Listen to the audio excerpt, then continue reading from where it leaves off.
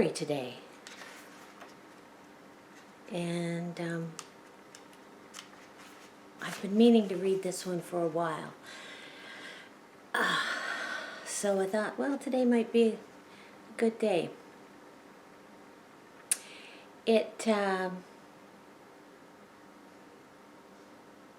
Because disclaimers and warnings seem to be the thing, I will say that the following story does contain references to suicide and domestic violence.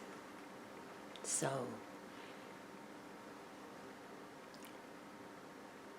if that's an issue, there you go.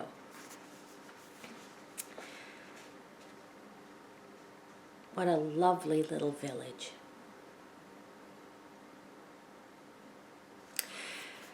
Long before I saw Daniel Hooper beat and kick his 8-year-old son across his lawn, up the steps, and into his house, I knew life wasn't fair. It was hard, brutal, and full of anger. Daniel was an angry man. There were many angry men in the village. The majority of men I knew were. It was the war. When the men returned from the battlefields in Europe, they drank too much, beat their wives and or children, and struggled with jobs. All classic signs of what we now call PTSD, but at the time those who witnessed the behavior were quite likely to suffer from the same affliction or have a family member who did, so blind eyes were turned. It was best to pretend it never happened. Brutality, rage, and secrets were the norm. On the evening of David's beating, no one on the street saw anything except me and the Burger Boys. No one came out to help the lad. Perhaps they closed the curtains and turned up the radio or television. It was a family thing and not their concern. A lot of looking the other way went on in the village. Don't look, don't speak. What a lovely little village it was. It was by chance that I was there that night, a witness with nowhere to testify. I lived on a farm, but my mother and her best friend, who had a small house across from the Hoopers, were going to have tea. I wasn't wanted at the table. My 8-year-old ears were too sharp, and so I was told to go outside. I was instructed to stay put. First off, I sat on the front step, but when I saw the 3 boys playing ball at the end of the dead-end street, I wandered down the sidewalk to watch them. They acknowledged I was there, but didn't invite me to join them. I was a girl. I could just watch. The warmth of this late spring night had kept the boys outdoors. The streetlights threw a weak glow toward the oncoming dusk. It was getting almost too dark for their game, and the players were coaxing out the last few pitches and catches when we heard the truck turn the corner. It rattled up the street and without slowing turned into the driveway. The brakes squeaked. The driver's door slammed, but instead of going into his house, Daniel Hooper headed across the front lawn toward the game. He was shouting and waving his arms. As he started to run, Daniel threw his lunch pail into the air. It sailed toward the kids, but ended up stuck in the hedge by the sidewalk. The boys froze. I moved behind the light pole, hoping I wouldn't be seen. I recognized this frenzied phenomenon, and one never knew where an outburst would go or who could be on the receiving end of the explosion. This occurrence was directly focused on David. Daniel grabbed the boy by his shoulder, bending down to scream into his son's face, "I told you not to play with them." He was red with rage. "I told you, I told you, you don't go near them."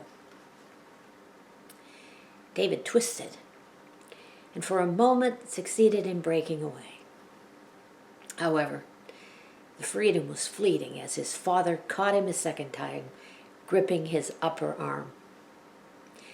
In an instant, he threw his child to the ground, and then just as quickly he had him up again. He lifted David off his feet and kicked him like a football. Screaming, David begged his father to stop, but Daniel continued to throw the boy upwards and then pull him back so he could land a solid boot strike on his backside or legs. The Burger Boys didn't move until Daniel rounded the corner of his house. It was only then that they made for home, bat and ball abandoned on the pavement. The wailing continued until the kitchen door closed. Then there was silence. Imagining what was happening inside was worse than watching the boy flop like a rag doll, his feet never touching the ground. I clung to the light pole, hoping I'd been hidden in the shadow. What was I to do? I ran back to Mrs. Waltham's, my heart beating in my ears. I sank onto the step and waited. It wasn't until my mother and I were back in the car and heading home did I say what had happened. My recounting was stopped with a single look. My mother was direct.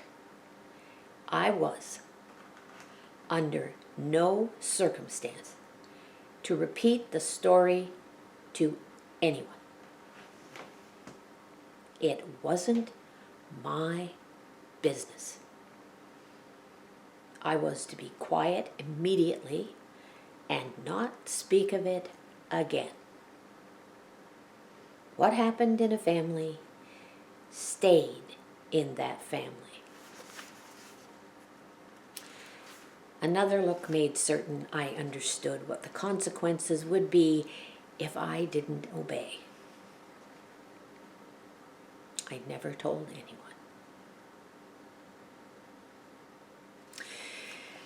Daniel killed himself later that year. He was the first of a number of suicides that claimed village men. I think it was 4 in 16 months. There was quite a run on unexpected death. Some used guns. One hung himself.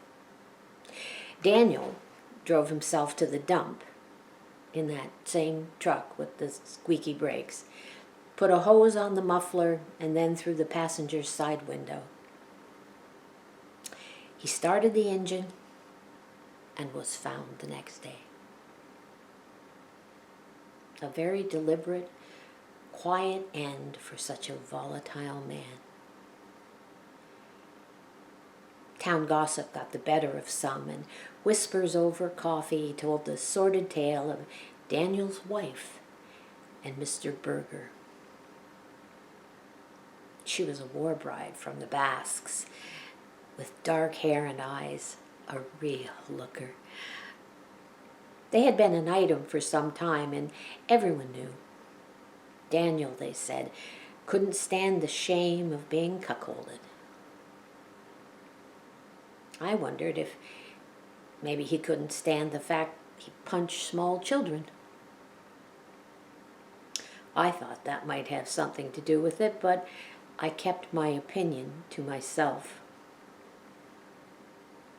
As I look back on it now, I expect his reasons came from column A and B, along with a big push from battle trauma. The beatings from his father stopped, obviously, but David's torment was far from over. He was, as could be expected, a child with an attitude. He resisted authority at school, disobeyed his mother, and by 12 had a reputation as a tough kid destined for delinquency.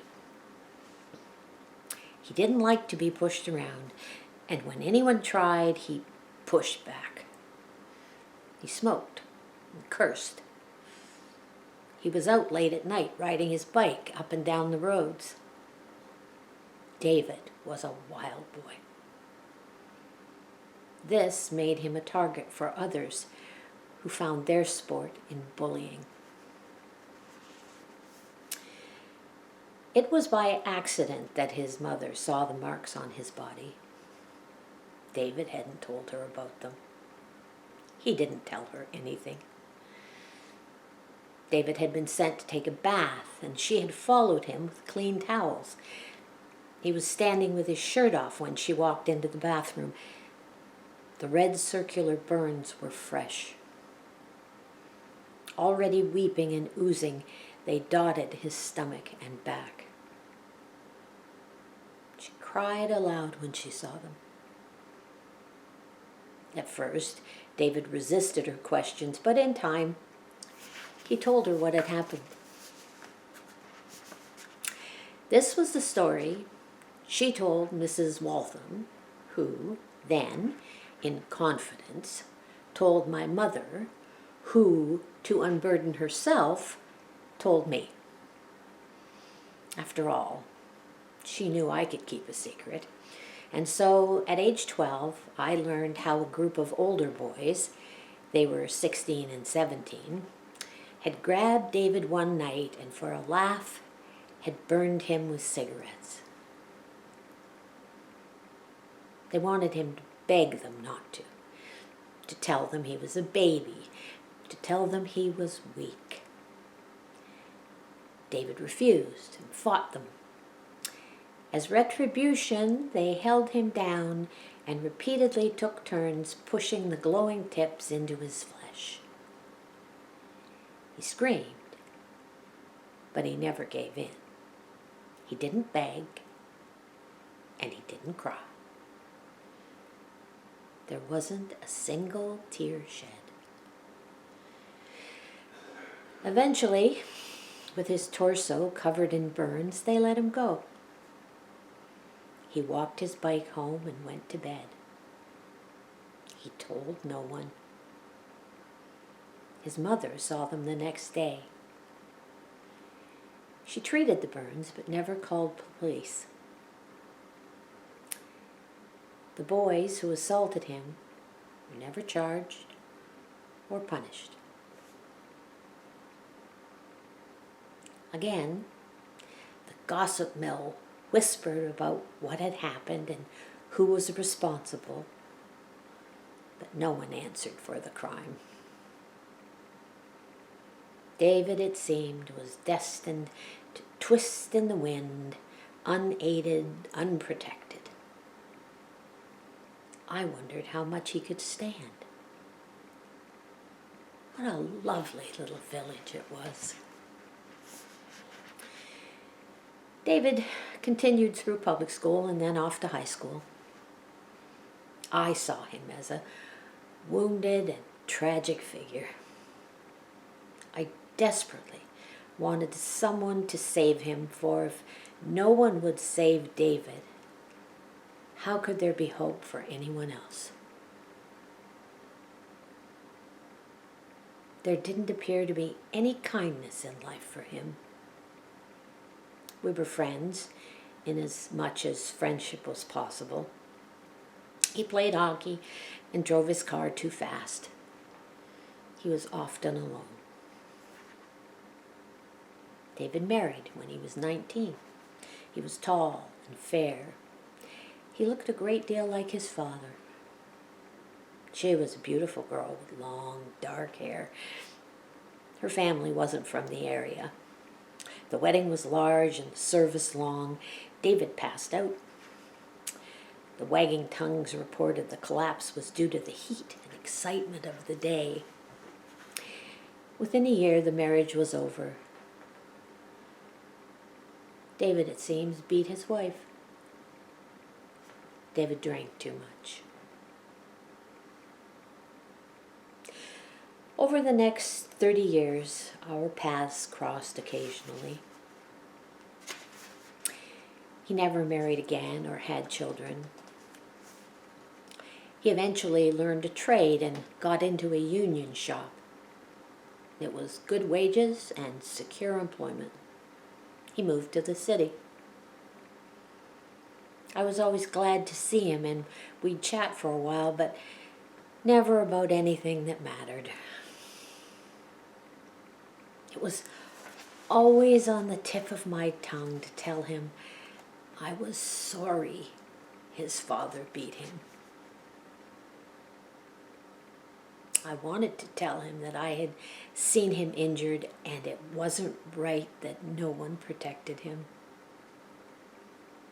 I wanted to tell him how I had always hated the boys who had burned him. I hated how they got to have lives and families, how they got to stay in the village pretending they weren't monsters. I wanted to tell him how 30 years after the deed, in the kitchen of the community hall, I had stood up for him and silenced the gossips who, having seen him as a guest at his cousin's wedding, had decided it was time to revisit how strange he was. I wanted to tell him I was no longer a child watching from behind a pole or shrinking under a frigid gaze. I shouted. I was sickened by their hypocrisy and their sanctimonious behavior. David was just one little boy in a village where no one cared or dared to tell the truth. Tearfully, I silenced them.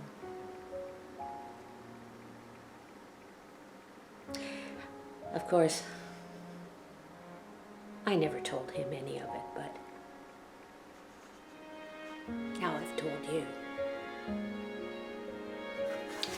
What a lovely little village.